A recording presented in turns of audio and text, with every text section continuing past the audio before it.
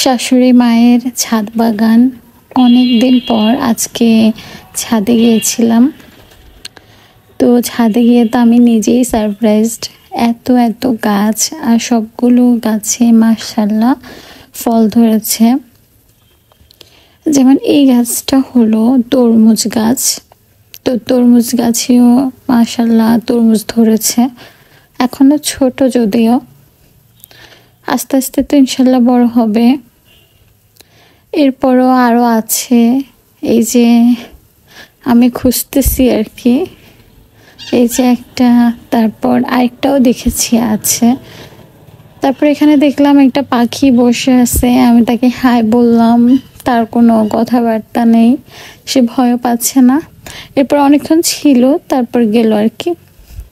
এটা হচ্ছে ধনিয়া পাতা, কি সুন্দর করে ধরে আছে। আদামনি পাতা মেবি, না ধনিয়া পাতা কি যেন বলে এটাকে। তারপর এটা হলো তুলসী পাতা। এটা হলো তুলসী পাতা। এখানেও কিন্তু অনেক সুন্দর একটা বাগান ছিল, এরা কিন্তু এখন যত্ন নিচ্ছে না মেবি। এটা হচ্ছে বড়ই গাছ। বড়ই গাছে মাশাআল্লাহ অনেকগুলো বড়ই ধরেছে। This is first time maybe. তো তারপর আমি এটা খেয়েছি, এখনও যেহেতু ছোট, এটার যে অ্যাকচুয়াল মজা সেটা এখনও হয়নি, কিন্তু বড় হলে তো ইনশাল্লাহ খাবো। এগুলো অনেক বড় বড় হয়। তারপর এটা যেন কি গাছ বলেছিল, আমার ঠিক মনে আসতেছে না। এটাও আরেকটা গাছ। সবগুলো গাছের ফলই খাওয়ার মতো। আর এটা একটু আগে যেটা দিলাম সেটা হচ্ছে আলু শাক। আলু শাকটা আমার খুব ভালো লাগে। এরপর এটা হচ্ছে, এটা তো সবাই চিনেন, এটা হচ্ছে অ্যালোভেরা। আমি দুইটা নিয়ে এসেছি বাসায়, অনেকগুলো অ্যালোভেরা ধরে আছে। তারপর পেঁপে গাছ, এটা হচ্ছে মেহেদি গাছ, যদিও এখন পর্যন্ত মেহেদি ইউজ করা হয়নি।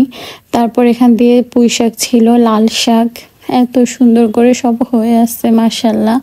সব কিছু আছে, নেই এমন কিছু নেই, সব কিছুই আছে মাশাআল্লাহ। তারপর এটা হচ্ছে ঢ্যাঁড়স গাছ, ওখান দিয়ে পুঁই শাক গাছ, লাল শাক, তারপর ধনিয়া পাতা।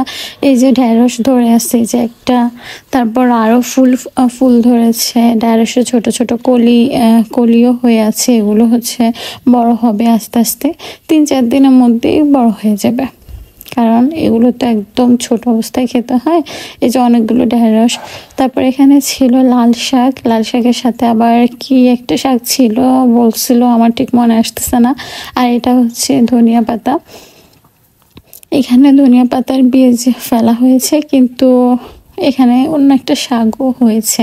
এটা হচ্ছে আমাদের এরিয়াতে আটটার ফুল বলে আর কি। তারপর কলা গাছ একটা আছে আর কি। এটা হচ্ছে সিম গাছ, সিম গাছে সিম ধরেছে মাশাআল্লাহ, ফুলও ফুটেছে, মেবি আরও অনেক ধরবে। এই যে সিম ধরেছে সিম গাছে মাশাআল্লাহ, কি যে সুন্দর।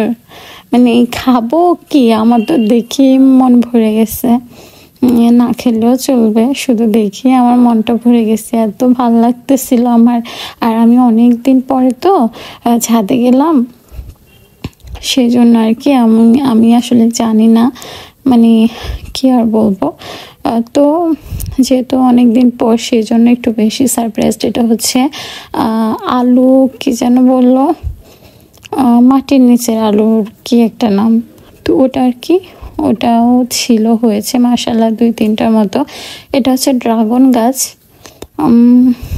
এটা হচ্ছে আলু শাক মেবি। এটাও হচ্ছে আলু শাক, হ্যাঁ এটাও আলু শাক। তারপর এটা হচ্ছে কি একটা গাছ বললো। তো মাশাআল্লাহ সব কিছুই হয়েছে এখানে, বাদ নেই আর কোনো কিছু, সব কিছুই হয়েছে। যেটা ফেলেছি সেটাই হয়েছে আর কি। আর গ্যারেজে দেখলাম যে গাঁদা ফুল গাছ, তারপর আরও কি কি ফুল হয়ে আছে। তারপর ফলের মধ্যেও কি কি গাছ দেখলাম।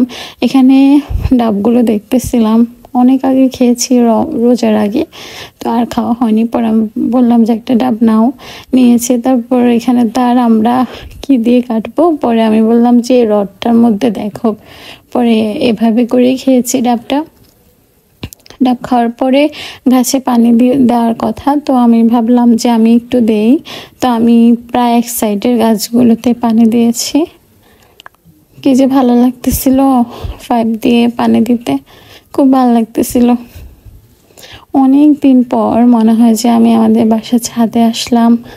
যেহেতু বাসায় ছিলাম না সেক্ষেত্রে আর আসাও হয়নি, তো এখন আসলাম, দেখলাম, খুব ভালো লাগতেছিল। গাছে পানি দিচ্ছিলাম, খুব ভালো লাগতেছিল। আর অ্যালোভেরা গাছগুলোকে কত ছোট ছোট দেখে গিয়েছিলাম, আর এখন এক একটা কত বড় হয়েছে। এখানে আমার শাশুড়ির সুপারি গাছ আছে, সুপারি গাছ আরও 5-6টা আছে। ওই পাশ দিয়ে আমার হাতের ডান দিকে ছিল, আমি আর ওদিকে যাই নাই।